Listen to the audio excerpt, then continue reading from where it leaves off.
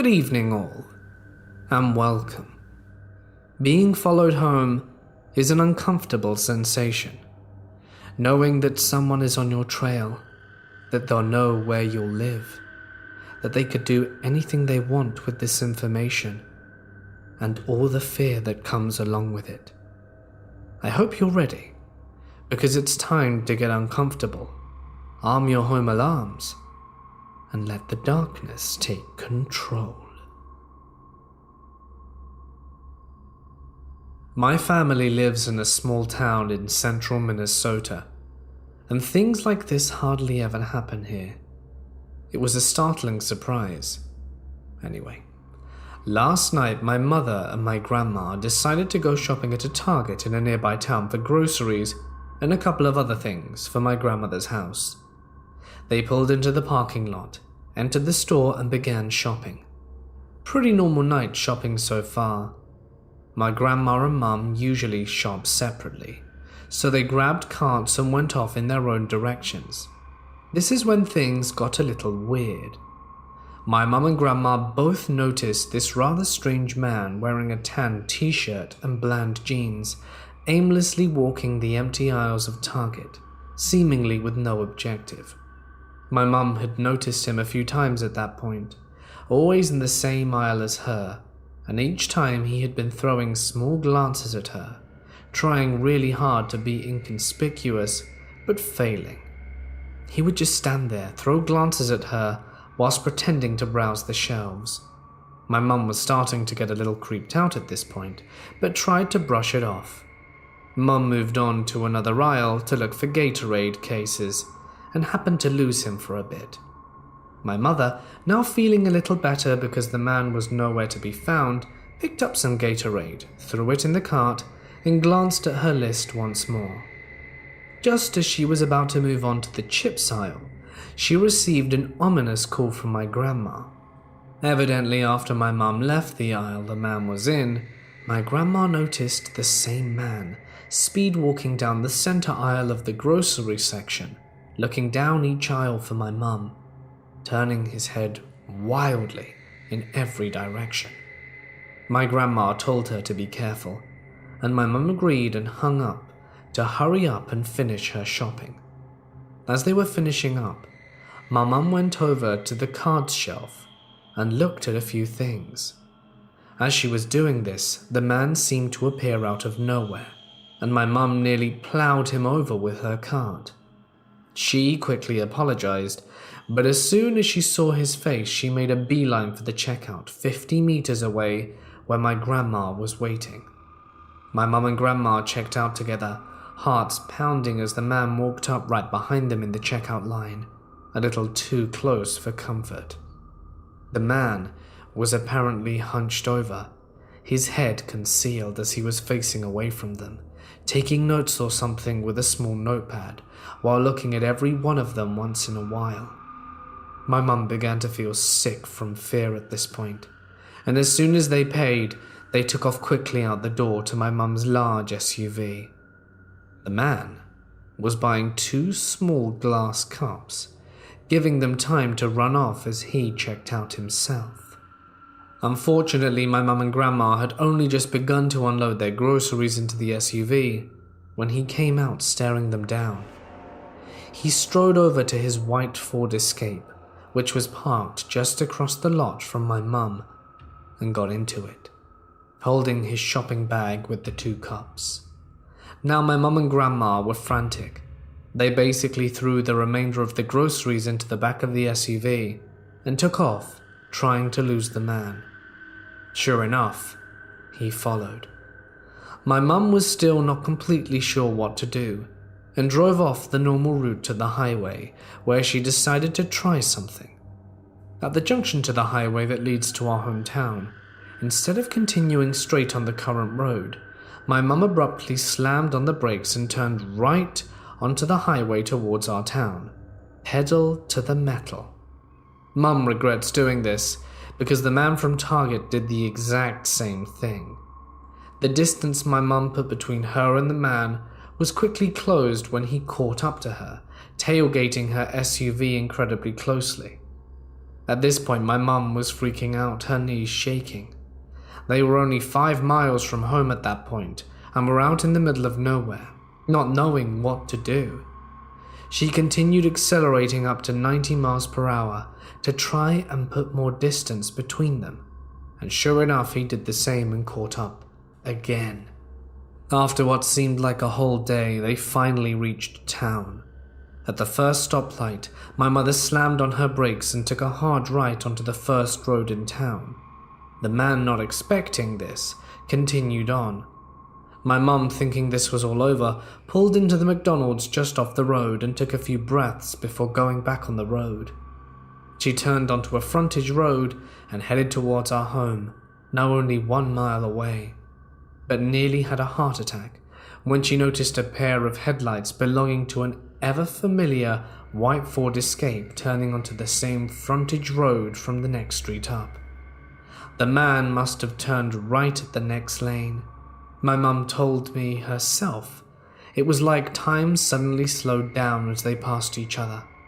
Upon seeing my mum's SUV, the man slammed on his brakes in the middle of the road and made an illegal U-turn to get back on her tail, and my mum was nearly crying.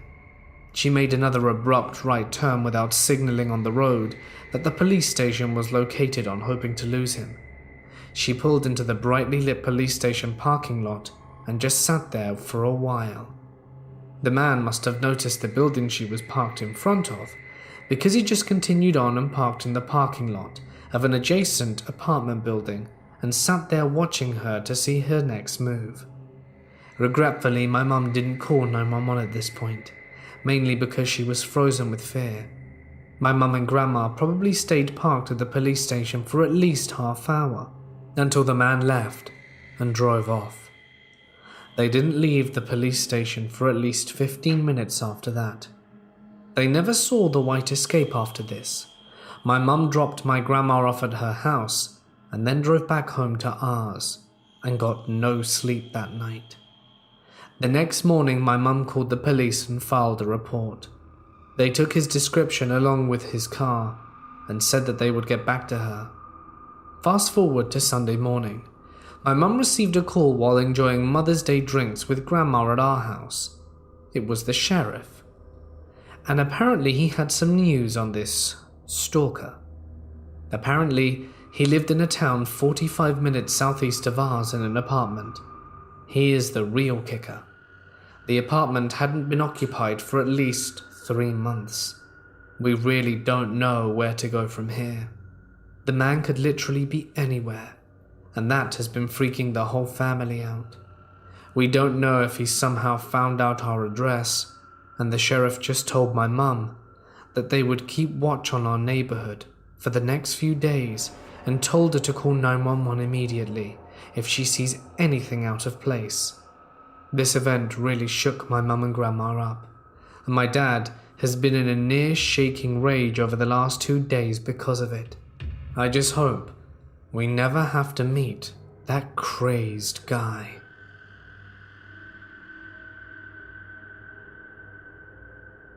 I'm currently a 24-year-old female, and all of this happened 3 years ago.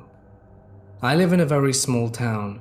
Like if you sneezed while driving on the highway, you'd miss half of it. In this town, it's pretty much the picture of everyone knows everyone.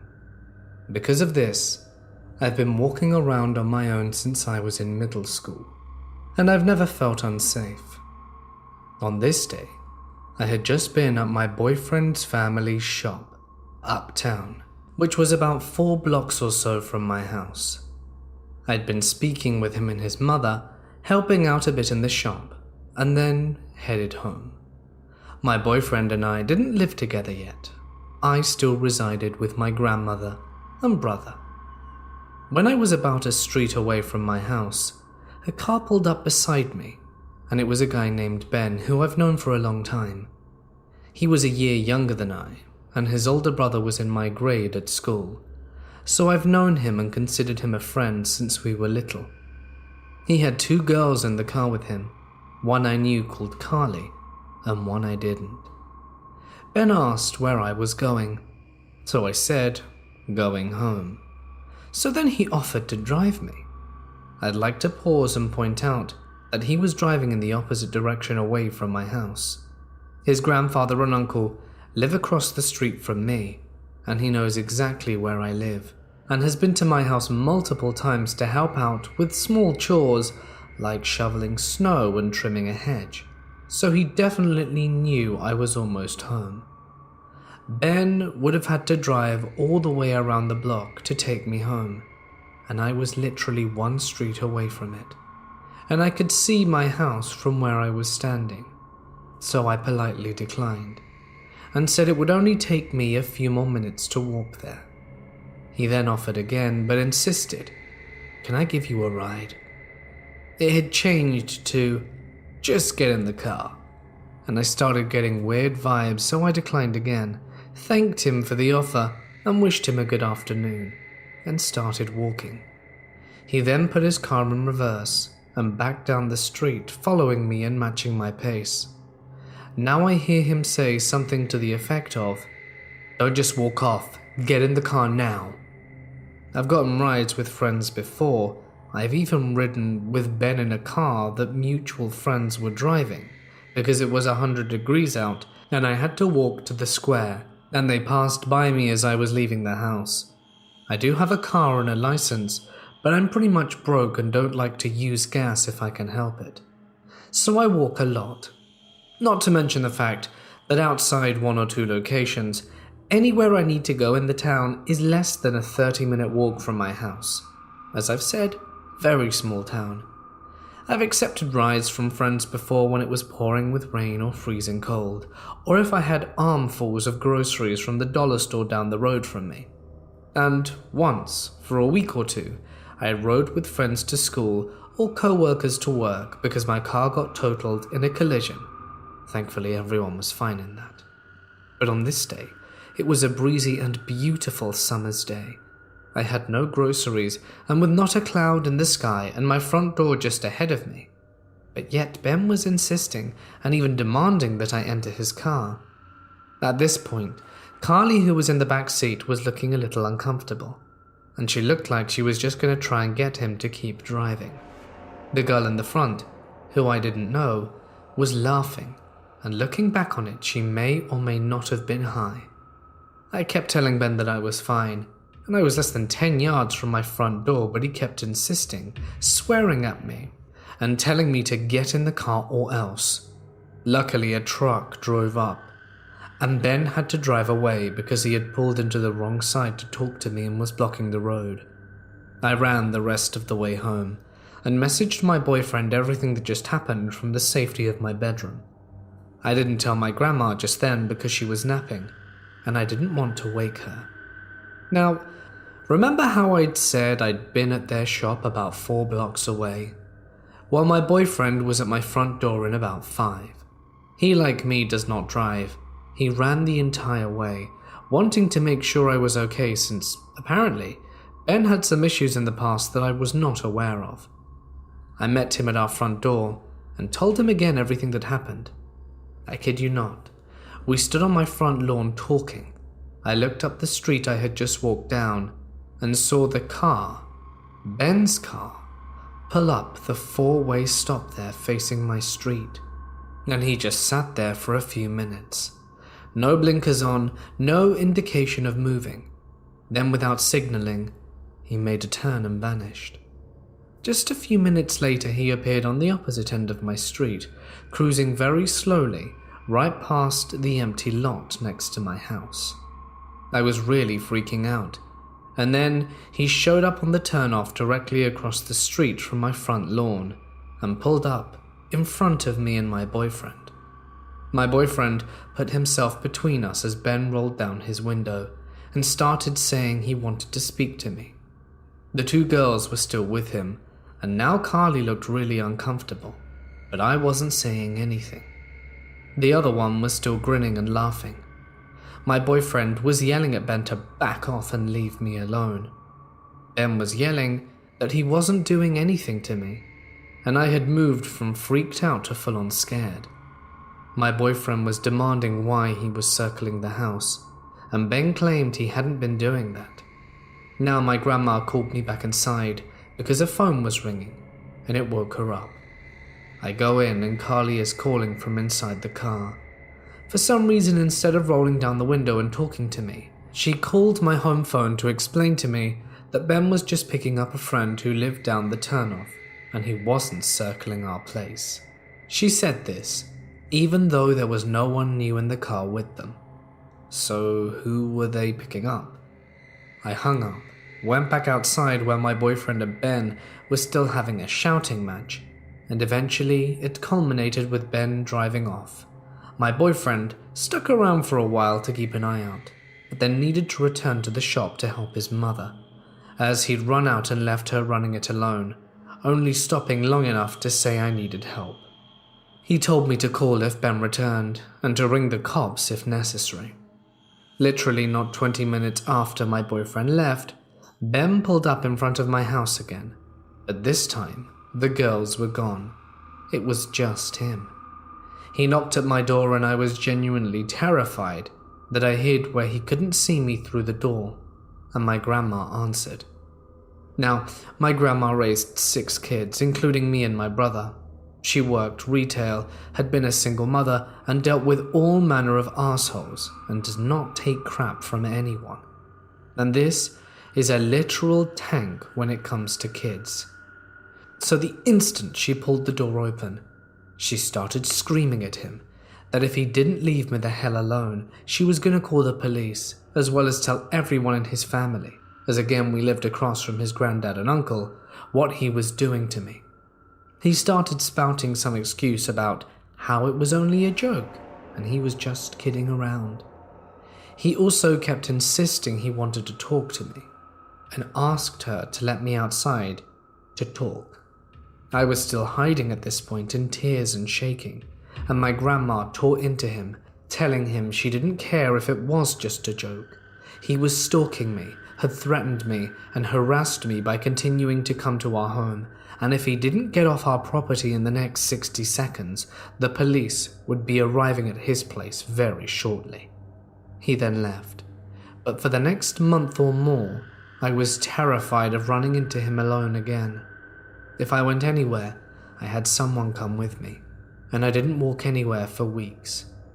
I found out later that he had shown up at my boyfriend's mum's shop later that day, but my boyfriend and his brother had yelled him out. I'm not sure if maybe he thought I'd be there, or if he was just trying to convince them it was just a joke.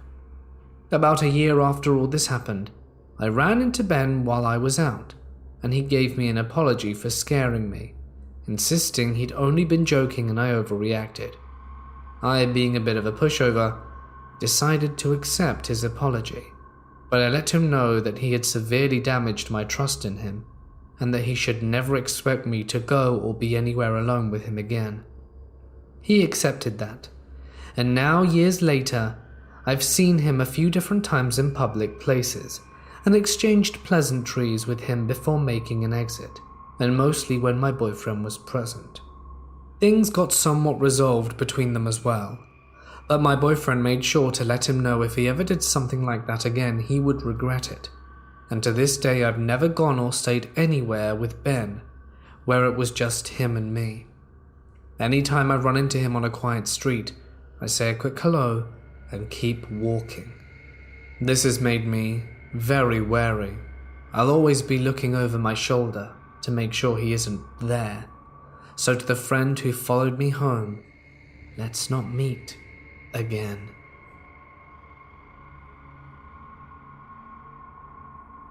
The creepiest moment of my life so far may be tame compared to some of the stuff that you've heard before, but it was still scary nonetheless. Right. Every Saturday, me and a few friends get together to watch UFC. We live in England, so this usually means staying up until the early hours of the morning, followed by a painfully tiring walk home after it's finished. I live on the other side of town to my friends, so whenever we watch it at one of their houses, I have to walk a good 6 to 7 miles to get home, as I can't afford a car. This was never a problem though, because I don't mind walking as long as I've got a bit of music to keep me company. And I was still a naive 17-year-old who thought everyone in my area was friendly and harmless. Needless to say, I was proven wrong. September last year, we were watching UFC. I remember it was John Jones versus Rampage because I lost a substantial amount of money on a bet when Rampage got completely dominated. The event went on until around 3 a.m., at which point we all parted ways and set off home. I had made this walk countless times and considered my chosen route perfectly safe, although looking back, it was probably the worst route I could have taken. I basically followed the main road for a mile, and this led to some back alley which led to a 5-mile home straight, consisting of a high road to my right and Forest Park to my left. In the day, the park was really inviting, as it was just swings, slides, and a climbing frame, completely surrounded by a wall of trees. It was like something straight out of Center Parcs. However, at night time, with the lack of light, it's a stereotypical, almost Scooby-Doo-like creepy place. I had made it to the home straight without interruption, and everything was going as normal. I remember I was listening to Hit the Road Jack by Ray Charles at the time. I was about 2 miles down the road and just coming up to the dreaded playground when I felt a car coming up behind me with its high beams on. It wasn't uncommon for cars to pass me on my walks home. Minicabs frequently passed me, but it was unusual for their lights to be that bright. I thought nothing of it at first, but the lights stayed on me for way longer than they should have. All I was thinking was, how has this car not overtaken me yet? I took out my headphones and I heard the engine running really slowly, like when you pull a car out a drive. It was at this point I realized the car was literally right behind me. The driver must have seen me notice him because he sped up, so he was going at the exact same as me. Being naive, I thought he probably just wanted directions or something, so I stopped to see what he wanted. As I stopped, so did he. I took out my other headphone and said something along the lines of, "Hey, what's up?" He didn't say anything but just stared at me. He looked like he was in his mid-40s and not of English descent. My best guess was that he was Polish, due to his greyish-white hair, big build, and scruffy appearance. No offense to Polish people, by the way. That's just how a bunch of Polish people that I personally know look like in my area. His blank stare kind of freaked me out, so I just stuck my headphones back and started walking fast down the road. This was far from the end, however, as he again matched my speed, staring at me the whole time, not once looking at the road.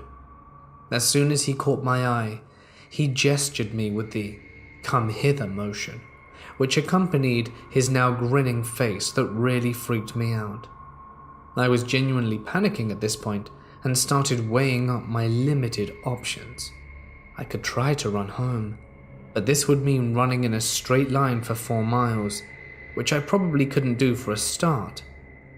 And he would be able to drive alongside me the whole way, so that was a no. I could attempt the freak-out method and try to act crazy to scare him off, but I had already shown signs of fear, so doing this would probably result in a physical confrontation. I can take care of myself just fine in a fair fight, but this guy could have any assortment of weaponry, so that option was a definite no. In the end, I had to go for my third and final option of dart into the forest and hide until he drives away. As much as I didn't want to do it, I jumped over the small ditch between the path and the forest and proceeded to hide in a big jumble of bushes 20 meters in. At this point, my heart was in my throat, and I just sat there staring at the road, waiting for the lights from the cars to disappear. I must have sat there for what felt like an eternity, but it was in fact just a few minutes. But the lights didn't go away. All I could do was plead that the car drove off. and after several more minutes of the lights just staying there, I realized I had to plan another way of getting home, or at least away, and I figured the only way was to make the rest of the way through the forest. But I couldn't move. I was genuinely paralyzed with fear. It took me a minute to compose myself, and then I gradually started shuffling forwards. I didn't care how long it took. I just had to get home. I edged forwards gradually and eventually reached the clearing where the park was. I didn't want to be out in the open, so I was trying to think of the best way to get around the park. It was only then I noticed a black silhouette sitting on the swing with its back to me. It could only be him. He must have gotten out of the car to look for me and was just waiting on a swing. Tears were streaming down my face because I was sure that it was him. Once again, I found myself paralyzed with fear.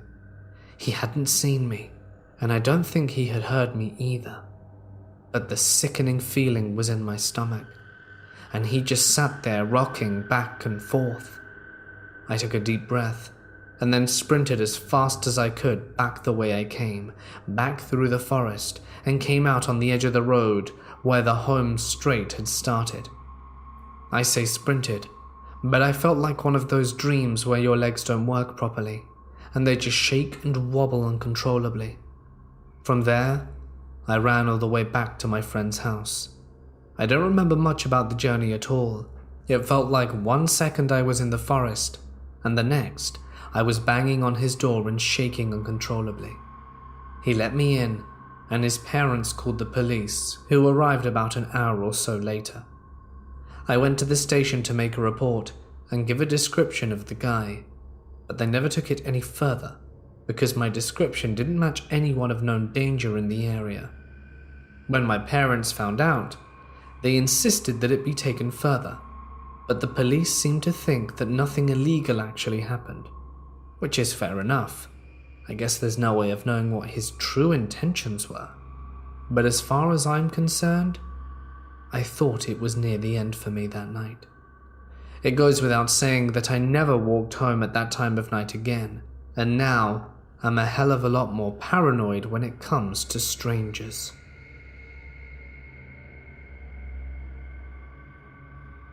I live in an extremely quiet neighborhood, one that's considered safer than most of the ones surrounding it. One Sunday morning I woke up abruptly early and decided it'd be nice to go for a walk. I live in a very foggy place, so of course there was a lot of mist swirling around. Still, it seemed like a fairly ordinary morning. I ended up walking for about 15 minutes when I noticed that there was literally no one else out on the streets, including cars driving by. My neighborhood is very quiet, and it was super early in the morning, so I thought nothing of it. I'm not really one for walks, as it was very out of character for me to even go for one in the first place, so I opted to turn around and head back home. After a few minutes of walking, I heard the light crackling of gravel behind me. I glanced over my shoulder and saw a disgruntled old man on a bright red bike pedaling in the fog around 20 feet behind me. Thinking nothing of it, I turned forward again and kept walking, assuming that his biking would be faster than my walking and he would pass me. Another minute passed and I turned around in confusion, wondering why the hell he still hadn't overtaken me. My heart skipped a beat as I realized he was now just 10 feet away, biking at the same speed I was walking. Slightly creeped out now, I decided to just pull over to a bench on the sidewalk and take out my phone to let him pass me by. My heart was beating super fast as he slowly pulled in front of me, but to my relief, he continued to pass, or so I thought. As I got up from the bench, I realized he had simply pulled over at another bench, 10 feet down the sidewalk in front of me, and stationed his bike there. I was hoping he'd go into the nearby building, but he simply stood there staring out into space. Now I was panicking. I sat back down and began texting my friend to tell her what was happening, in the hopes that he'd get back on his bike and pedal away. When I looked back up, he was now 5 feet away from me, still staring off into space. I put my phone up to my ear to pretend like I was speaking to someone, and then I got up from the bench and fast walked past him, back towards my apartment. I half expected him to grab me, but fortunately he let me pass. At this point, I was walking as fast as possible without breaking into a jog, with my phone in my ear. I glanced back again, sure that it was all in my head and he'd be sitting on the bench, but instead found that he had gotten back onto his bike and began to pursue me. Fully creeped out now, I gave up on walking and jogged through an abandoned parking lot that would lead me to a row of restaurants. The man, completely expressionless, kept following me, a bit faster now to match my pace. The parking lot was surrounded by 2 massive warehouse buildings covering it, more or less from the street view. I was sure this was where he was going, to suddenly speed up and brutally finish me. I made my way to the other end of the parking lot and to the street corner to the restaurants visible just across the way. The "no walking" sign was lit up, and for some reason I decided to obey it, even though there were no cars around. At this point, the man was seriously pedaling towards me, so I finally gave in and dashed across to the restaurants. None of them were open, but one had staff inside. Panting, I stood outside the restaurant, making sure I was within their sight. The man on the bike stood across the street, where I had just been moments before, staring at me. I honestly waited 10 minutes for him to give up and leave, but he didn't move the entire time. Finally, for a split second, he looked away, and I dashed around the corner of the building out of sight. I sprinted all the way back, making sure to take any twists and turns so he wouldn't be able to find me, just by pedaling quickly. I know it may not seem that creepy to some, and that I could have handled the situation better, but I was so shaken in the moment that all of my actions were the first thing to pop into my mind. About a month after that incident, I exited my apartment, which is at the bottom of an extremely steep hill, to head to my Uber. I'd pretty much forgotten about what had happened, but I just happened to look up to the top of the hill, and the same old man was standing at the top, this time without his bike, staring down at me. I got into my Uber and drove away. It's been about a week since then and I haven't seen him since, but I constantly feel like he's gonna pop out and maybe unlock my apartment door and do who knows what. I'm a female college freshman in my 2nd semester. This happened around the middle of my 1st semester, when I was unfamiliar with the area around my campus. My friends and I were working on projects after a long day of classes, and it was about 11 p.m. Amanda was really stressed about a project we had, since we were in the same class, and she began to cry. After calming her down, we all decided to grab some McDonald's and take a break, which wouldn't be too hard since our campus was in the middle of the city. The McDonald's that was closest to us was closed, but Brad saw on his phone that there was a 24-hour one a mere 20-minute walk away. Around 7 of us opted to go there, included Amanda and Brad. About 10 minutes into our walk, we realized that we were in an area we hadn't been in before. No problem, it didn't look bad, and there were 7 of us. There weren't too many strangers about as it was quite late. And when we walked, we made sure no one was alone. At one point though, I had walked a little bit ahead of everyone else and had turned around to wait for the others. To my left, I noticed a white car had suddenly pulled over to where I was. It wasn't like the person had known they were going to pull over. It was like out of the blue. Weird, I thought. The person in the white car never rolled down their window nor opened their door, but as my friends passed, it pulled away. Where the car had pulled over, we had to cross the street. and began walking along next to the road after crossing. I glanced behind me, and I saw the white car again, pulling up next to us. Then I realized that to get where we were going from, where the car had been before, they had to have made a U-turn, so it was obvious it was done intentionally. They roll down the window as we keep walking, and it's an older man, but due to the darkness, I never got a good look at his face. He neither said nor did anything, just stared. We just tell him to leave us alone. He was obviously staring at me. I began to get scared, anxiety rising in my chest. This guy was after me and was targeting me, and I had never been in a situation like this before. I was from a small town where walking after dark was a thing preteens could do without fear. After we pass, his car pulls away again and leaves. At this point, Amanda is walking behind everyone in a protective manner, and Brad is walking to my left so that I'm not near the road. A minute or two later, the white car returns after doing a further U-turn. At this point, he rolls down his window and begins to speak with me and shows me money, probably to try to get me to go into his car. That is what he obviously wanted. He kept gesturing me to get in, and I was just frozen. This guy could be armed. Who knew what he would be capable of? Most of my friends didn't really know what to say, just telling him to piss off, until Amanda, who had been walking behind me, begins to scream at him. Amanda had been raised in the area and obviously knew how to deal with people like this. She yelled at him, telling him to piss off, and that she would fight him if he stepped out the car. It wasn't her words that scared him off, but the attention she was bringing to the situation. He bolted after Amanda made a scene, and Brad gave me his sweatshirt to tie around my waist, as I was wearing shorts and a crop top, which is probably what drew him to me in the first place.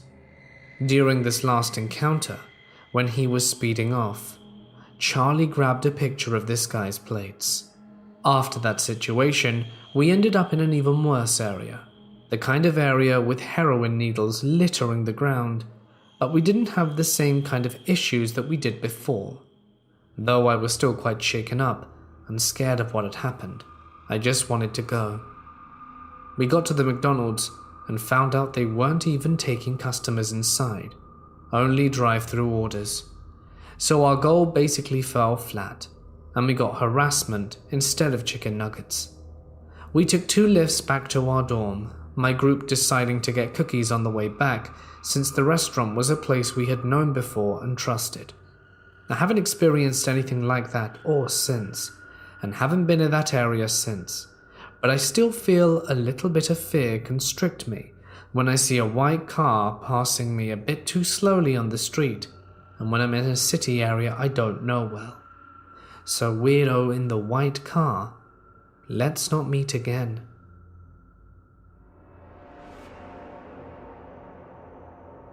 This happened about 5 years ago, when I was naive 22-year-old. I had been downtown drinking at a bar, catching up with old friends from high school, when the pub closed for the night, and we went back to a friend's apartment. We had a few drinks, and before we knew it, it was 4 a.m. She offered me a place on the couch, but I had to waitress at 4 the next day, so I wanted to be home and do some errands before work. I thought I grabbed a $20 bill for a cab fare in case, but it turns out I only grabbed a $5, so opted for the bus. She lived about a 15 to 20 minute walk from the closest bus stop that I needed, so I left her place and began making my way. I was well aware of the dangers of this choice, but being a very young, naive girl, I assumed it would turn out okay, since I had been in similar situations before. I called my boyfriend at the time, and that possibly could have been a decision that saved my life that night.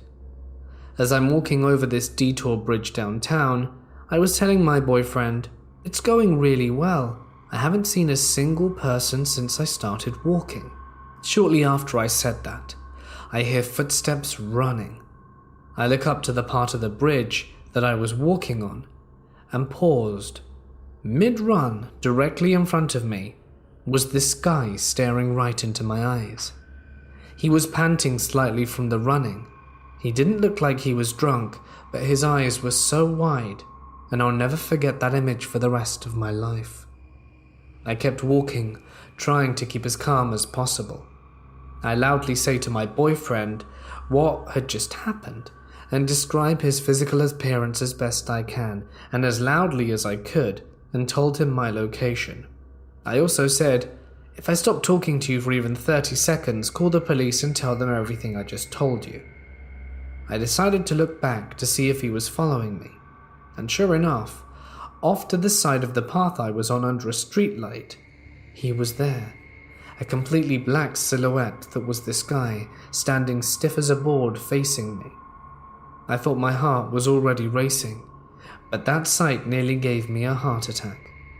I walked faster, and after a minute I looked back over my shoulder, and he was in the exact same pose, just closer now, and under a different light post.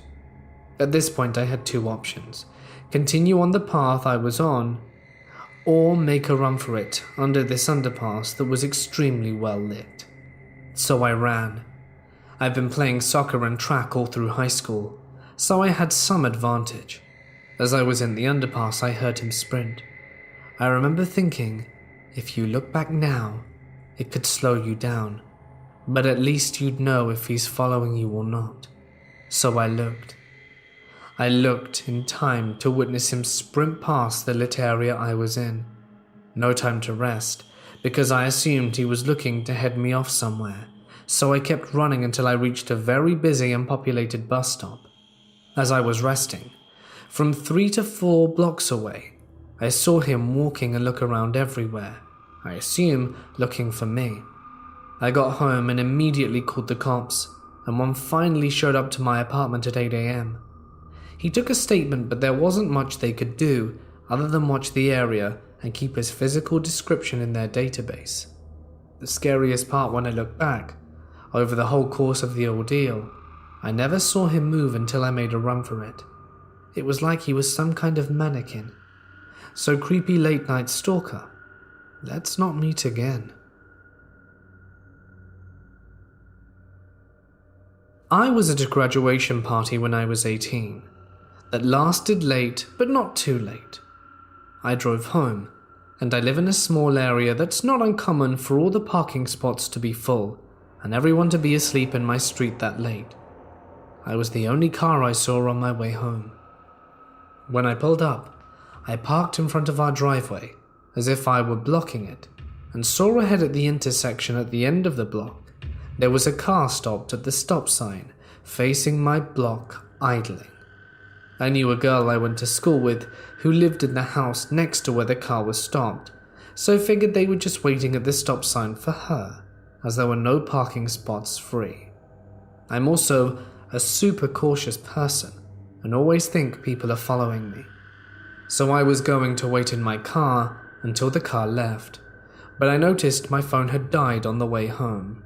It was my first cell phone, and car chargers weren't huge in my family until this. Usually I'd call my brother, who was a year younger than me, to come out and walk with me inside, but I couldn't do that. I waited for 10 minutes, and the car didn't move. It was switched on, the lights were on, and I was freaking out. I finally got the nerve to just get out the car and run. My house was right there, and I positioned my keys so that I could just unlock the door as quickly as possible. As soon as my door opened, I took a step out the car, and my car light went out when the car across the intersection floored it. I heard the tires squeak and everything. The car was clearly waiting for me to make a move. I saw it pull up and waited till I got out. I don't even know how it happened, but I managed to pull myself back into the car, turn on the car, and reverse out the spot that I had parallel parked in, and pull out just as the back passenger window of this car met my window. Everything was tinted. I missed the driver window trying to leave, so I didn't see anything of who it could have been. Once I was driving again, I was sobbing. My phone was out of charge, and I didn't know what to do. I considered going back to the party, But eventually I just circled my blocks enough times that I was able to connect every car in the area with my neighbors, so I felt comfortable enough to go back home. I'd never run out of my house so quickly in my life. My mum worked nights as a nurse, so I didn't bother waking my brother or stepdad up.